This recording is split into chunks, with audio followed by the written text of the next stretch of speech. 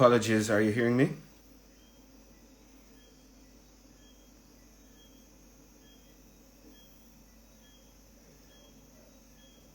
Are we good?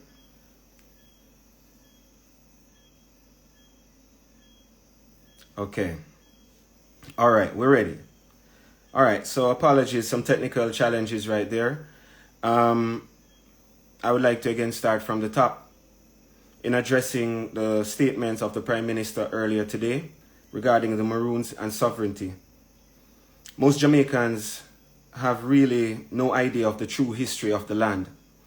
And a great deception took place to purposely create division between the hearts and minds of those who reside on this island. The deception goes far back to 1962 under the Bustamante administration with the Siaga-led administration as well as the Andrew Holness administration, who are fully aware of the oath that was taken to keep Maroons subservient by crippling their financial capabilities over the last 60 years. Today I will read a letter from the House of Commons, which was entered into the British Parliament on July 6, 1962, 1 month before Bustamante would have received the charter to have a responsible government from the monarch within the Commonwealth.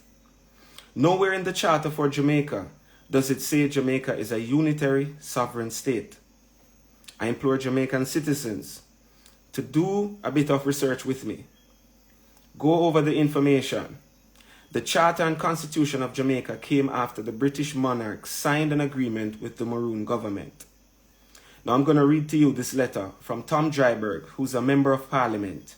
This letter is dated July 5, 1962 and stamped with an official seal, July 6, 1962, the House of Commons. I would have just posted that letter on my Instagram page. You could refer to it afterwards, but let me go through word by word. It says, Dear Colonial Secretary, I have from time to time taken an interest in the welfare of the Maroons of Jamaica, who have, as you know, a uniquely fascinating history. Some years ago, I was fortunate enough to be able to visit them in one of their main mountain villages, Akompong, and much impressed despite their poverty by their independence of spirit and their determined adherence to the treaty rights which they won from the Crown long ago. Can you let me know what their exact position is now and is likely to be in the future?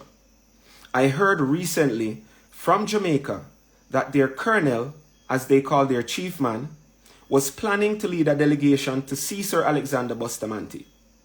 I feel certain that if under an independent Jamaica government, they are deprived of their treaty rights and their few thousand acres of land, they would appeal to the British Crown to protect them, and it seems desirable, if possible, to avoid a clash, however relatively modest, about a matter which could probably, with good sense, be settled amicably and with regard for the traditions of this proud people. Tom Dryburgh, Member of Parliament. In a response to Mr. Dryburgh's letter, Mr. Whiteleg wrote, Mr. Dryburgh is not asking for intervention, but for information as to the present situation of the Maroons and their future. We have had no indication of any recent change or of any reason to expect that the Jamaica government is planning to refute the Treaty on Independence, but we should ask and send an interim reply. Now, I would have put these up on my Instagram for you to go and have a look at. And take a deep breath while you read to try and decipher what it is that is being said in that letter. Now, I recognize that Dr. Lloyd Barnett, who is being relied upon for legal standing on Jamaica's position with the Maroons, states in his constitutional review from his book that the island was terra nullius, which means that there was no one here before the British. This is a highly ignorant statement from a lawyer who should know that indigenous people were here before the Crown, because we had fought multiple wars before the British Empire. This legal stance that Jamaica government is defending is actually keeping Jamaica from having a republic and keeping it as a responsible government under the monarch. The Jamaican government is a professional at begging the world. We're selling out our natural resources, we're selling out our lands. These are regular day-to-day conversations that permeate the island, as the government does not own its roads nor its airspace, amongst many other things, which is why Maroons will not subject themselves to a municipality, because Mr. Holness and his cronies will try to take our ancestral estate, the cockpit country, and sell it to the highest bidder. If the Jamaican citizens choose not to understand their true history and stop blaming the Maroons as traitors, then the truth will be able to surface for the multitude to see. Today, in this era of time, it is globally accepted that nations have a reciprocal relationship as it deals with extradition. So when one reads the treaty, it's not hard to see that Jamaican citizens who were slaves at the time under the British Empire had a choice to join the Maroons under Kodjo or his successors and be protected. Those who were fugitives from criminal activities or wanted to disobey the treaty agreement would be returned, similar to how extradition works today. This is clause 6 of the treaty. There are two types of people on the island: those who are willing to be righteous at all costs and defend their estate from theft, and those who remained as house slaves and gatekeepers for the corruption of leaving the Maroons out in 1962.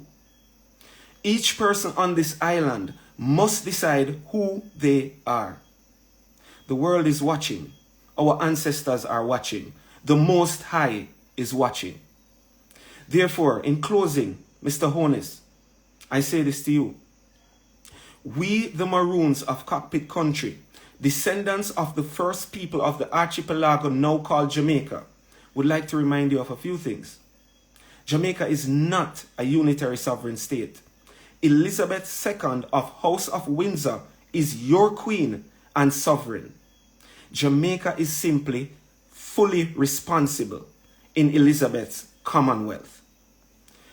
2, you are a signatory to the United Nations Declaration on the Rights of Indigenous People. Please go read this. You are an intelligent man.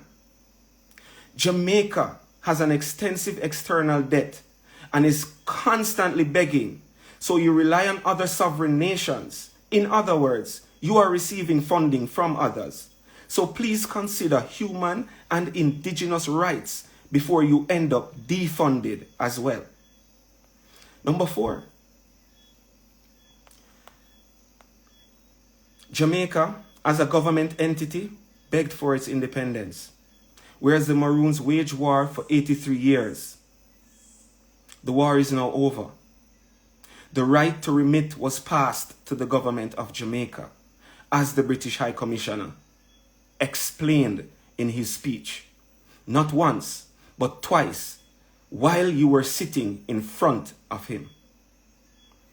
I say this, please, please, let good sense prevail. Do the right thing, and please be guided accordingly. Thank you.